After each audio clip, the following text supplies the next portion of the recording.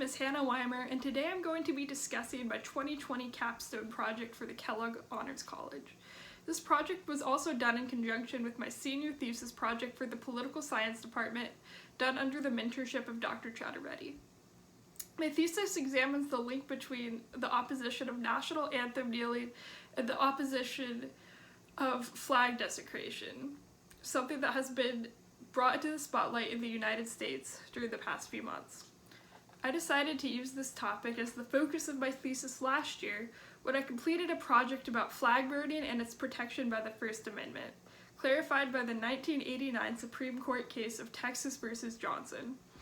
This case, which stated that symbolic speech, such as flag burning, was protected by the First Amendment. This case was very unpopular as the flag was, and still is, considered a sacred patriotic symbol. Studying this outcry surrounding flag desecration reminded me of a similar cultural debate that occurred more recently,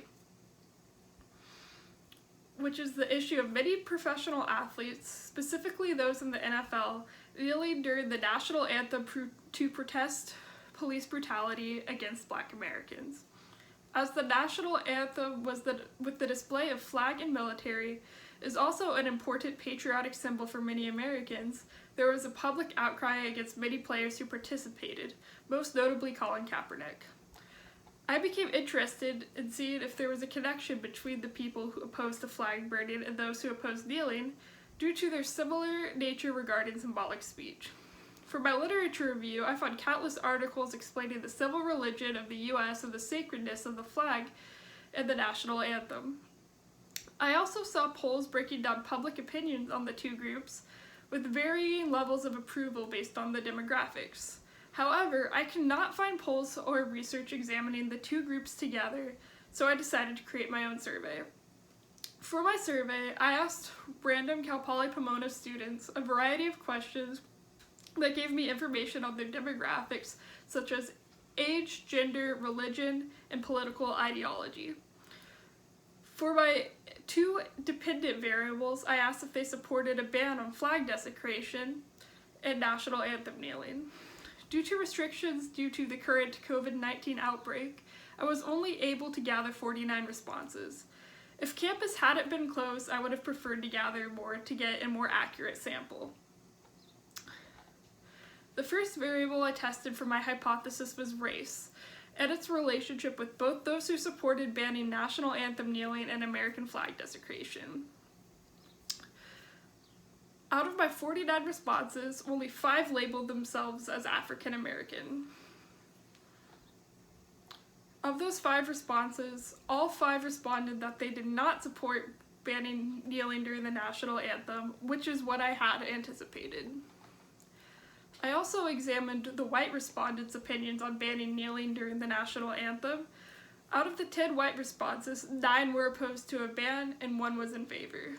While my hypothesis was technically correct, a higher percentage of white respondents were in favor of banning kneeling.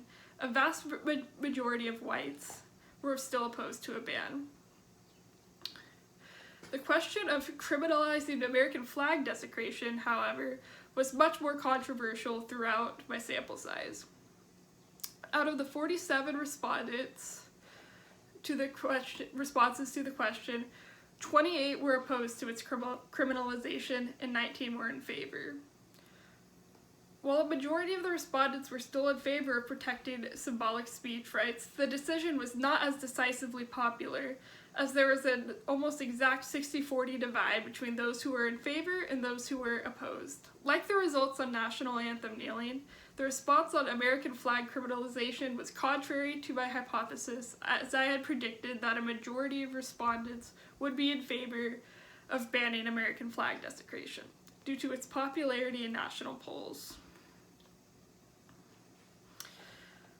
In conclusion, my findings from my survey reflected what I had initially hypothesized. However, I have to acknowledge that these survey data were gathered in February, months before the current politically charged situation sparked by the death of George Floyd and the responding nationwide protests against police brutality. If I were to continue researching this topic, I would take new surveys to gather opinions that reflect these cultural changes, and look into any new publishings that examine the effect of this phenomenon on American culture. Also, due to COVID-19 restrictions, I did not collect as large of a sample as I hoped. I would be interested in collecting a larger sample to obtain a more accurate measure of the general population. Thank you for listening to my project.